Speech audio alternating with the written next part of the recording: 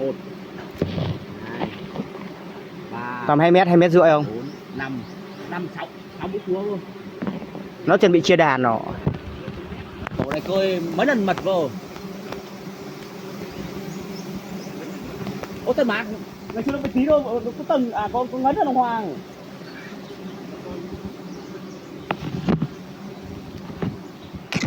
Sao lại tìm được những siêu phẩm như thế này nhỉ?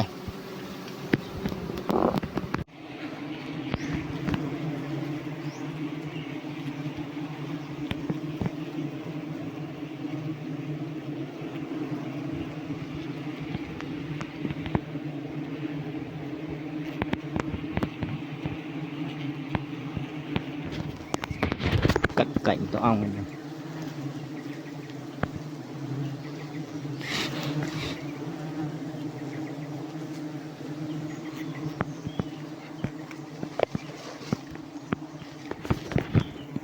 Làm cắt ong.